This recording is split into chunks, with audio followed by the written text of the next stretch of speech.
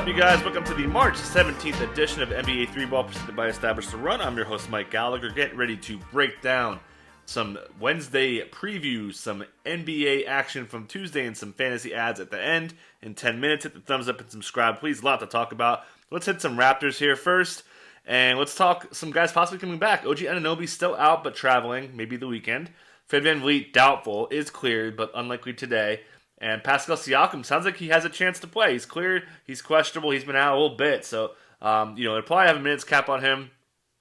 Won't really affect Norman Powell, who still will be chucking. Obviously, Kyle Lowry will be pretty busy here, assuming no Van Vliet. But your guys like your Yutas and your Bembry's and those dudes could be susceptible to losing playing time. I think Chris Boucher will be okay. Nick Nurse actually gave him a short leash in the last game because he had some bad defensive plays, but said he kind of corrected them, so that's great to see. And a pretty good spot against Detroit today. Let's actually stick with Detroit because, man, they are running out of shooting guards. Hamidou Diallo still got that groin thing. Wayne Ellington's doubtful again. Rodney McGruder has an elbow injury, so they could be out of shooting guards. But they could fix that. They could run Saban Lee at the 2. They could run, DSJ if he plays. Frank Jackson played a little bit too. Killian Hayes also got an update. He's back in hopefully 2-3 weeks, so keep that in mind if you want to stash him. But Sadiq Bey could play the 2, so Josh Jackson could maybe slide up a little bit. He could fill some playing time. They'll play more Sekou Doumbouya. They've got options, so they certainly won't be shorthanded. They've got enough guys to play. Just more minutes for Josh Jackson and the wings. And then Sacramento's the last thing I want to hit today with Hassan Whiteside questionable. After the game yesterday, Luke Walton kind of mentioned Whiteside would come back and help out without Marvin Bagley after they played Rashawn Holmes 41 minutes. He also said Rashawn Holmes played great despite playing all that playing time. Like, oh my God, Rashawn Holmes all day today, by the way. But Beasley still played a little bit. Tyrese Halliburton still has a minutes cap according to Walton yesterday. It was 28 last game, so expect that to come up maybe to 30. But he won't play kind of crazy minutes, so keep that in mind if you want to use Halliburton. Certainly season long, you're playing Mr. Halliburton. Let's get to the basketball action from Tuesday. Jazz get the win. Really needed it. They basically had a 3-game losing streak if you exclude the Houston game, which doesn't count anymore. But nothing, the Jazz are the Jazz, right? Gobert's playing at another level right now. Clarkson's going to shoot. Donovan Mitchell's playing well. And Mike Conley's got a shot for the most part. Celtics dropped this one without Tristan Thompson in health and safety protocol. So that should give Robert Williams a little bit of a nice floor. Brad Stevens says he kind of wants to play him more as the season goes on because they limited him because he was so hurt last year. But also keep in mind, they're going to have Marcus Smart back, so they'll run smaller lineups. So I called it basically he's getting a bigger piece of a smaller pie with how they're going to go smaller. But that does change with Tristan Thompson out. So Time Lord should be really, really busy. Semi Ojeleye, nothing. No shots in 19 minutes in the start. Pretty much ignore him. He's not part of that core group. We'll see if Kemba plays in a back-to-back. Did go to the locker room today, so probably expecting him to sit, and we'll see if Marcus Smart's minutes come up. 25 looks pretty clear. He get the win, and they're playing great, and they get Bam back. 30 minutes, look great. Good spirits after the game. Before the game, in shoot-around, he said his tendonitis felt like a 10 as far as pain goes, and it felt like a bad word, but, looked great. Youngest Heat player to hit 3,000 points. Crazy. His post-game interview is hilarious if you want to Google that. But, great to see. Rotation changes. Still Casey Okpala in the mix.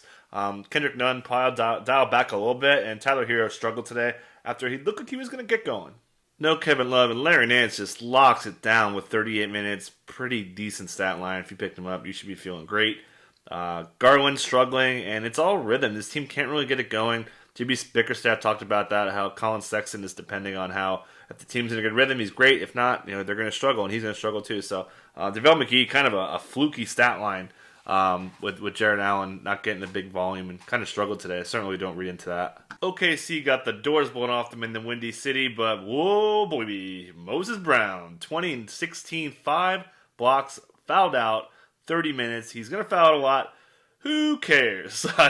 It's on. Moses Brown shouldn't be. He went from 0% last week, picked him up in my 30-man, Thursday, when he showed up and all of a sudden he was the backup center, and now he's running away with it. Al Horford sat non-back-to-back. Mark Daigneault said they're going to sit him more than just back-to-back games because they thought it worked well.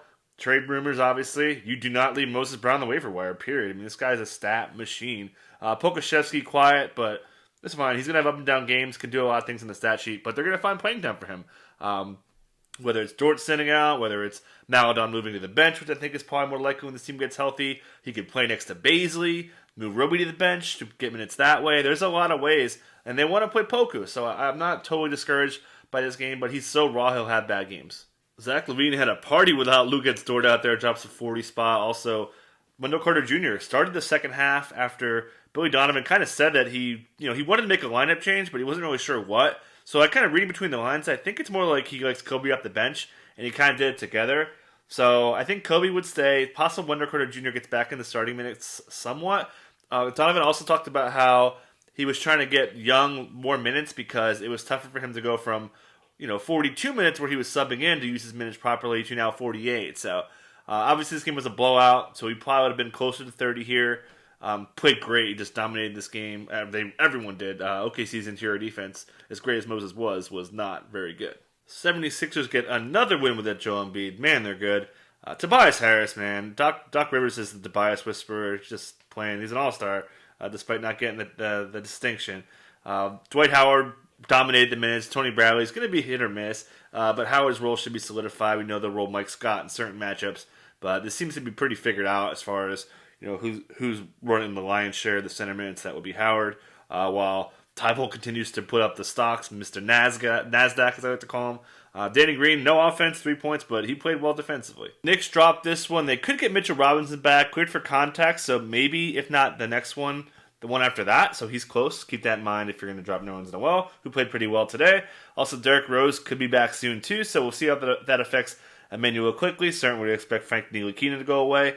But Quickly, who came into this game with a groin injury, was on the injury report, played, looked fine early, but tweaked his ankle, had to get retaped, missed some time in the second quarter to cut his minutes down a little bit, but also lost a little bit of minutes late as they went with Alec Burks at the point guard. We know Tibbs loves Alec Burks at the point guard, has really leaned on it in certain spots, and obviously Randall handles the ball too. Hawks beat the Rockets. What else is new there? But no Clint Capella, that heel injury. Same thing as December, not the same as last year, so that's troubling. So we saw Sir Nathan Knight played great, so active. I love watching this guy play. Gallo went off. Collins is really good as a 5, we know that. Trey had a double-double at half. Quiet scoring game, was really distributing the ball really well. But yeah, we'll see what happens to Capella, but not looking great. Poor Houston, man. 17 straight, but it sounds like Christian Wood has a shot to play today. He will have a minutes cap, quote, for sure, according to Silas, if he goes. But man, KJ Martin's rolling. Jayshawn Tate career high 25. Kevin Porter Jr., man, what a freaking monster. 41 minutes, 22 points, 8 assists, 2 steals, 2 blocks, 2 threes. Like, oh, God. Like, legit early round value going forward. Total jackpot. He'll cool off a little bit, but, man, you got to be pumped to have him on your team. Oladipo also expected to sit today, so more Kevin Porter Jr. Check yo watch. Dame Dalla, 50 ball, comeback win, 10 dimes too. CJ McCollum also returned, had a cap on him, 26 minutes, didn't play late in the game. Cutting to Derek Jones Jr. hard. And also Gary Trent Jr. played pretty well. He'll come down eventually, but Dame Dalla. Pelicans dropped to 17-22. Should have probably had this one. Almost did on a Zion Leitner-like play at the end. Didn't go down. Great game from Ingram with 30. Career high. 17 points for Lonzo Ball. Eric Bledsoe's just been so bad lately. We'll see if there's any trade stuff going on. Nikhil Alexander-Walker's playing better, and the Pelicans aren't winning games. So we'll see if they can maybe find paths for him to get playing time. Kyra Lewis also would be in the conversation there. Lakers dropped 137. Is that including me plus 100? And yeah, I mean, Taylor Horton-Tucker played great again. Wanted to see him do it again. He kind of did, so looks like an ad. Obviously, nothing really to say. Montrezl Harrell took over against the bad Wolves defense, and that's pretty much all there is to it. Lastly, with the Wolves, they went kind of back to their old defensive scheme with Cat playing more of a 5. He was playing more of a power forward against the Blazers. It's fine. It should be all right regardless. That's good to see, though, I guess, long term. Second half, Ricky Rubio is a thing. And then, man, the Wolves power forward spot, I mean, don't do it at this point. Like, there's too many good pickups. Moses Brown, center. The list goes on. We'll talk about that right now. On the ads page, I'm assuming Time Lord and KJ Martin are long gone if your league's halfway decent. Moses Brown is not. He's still not owned in 100% of leagues. And, oh, baby, I'm feeling good about my 30-man team. Thomas Satoransky, way too low, 13%. It has to be over 50 by a lot. Jayshawn Tate, again, still needs to ball out. He will. Way low owned. In the Taylor Horton-Tucker, this is kind of the fringy kind of ads.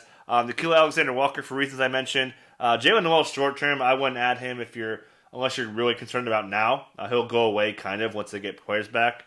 I think that Nathan Knight's a guy to hold until we find out Clint Capella's back for sure in a deeper league. I feel like Ty Jerome's kind of getting prioritized more.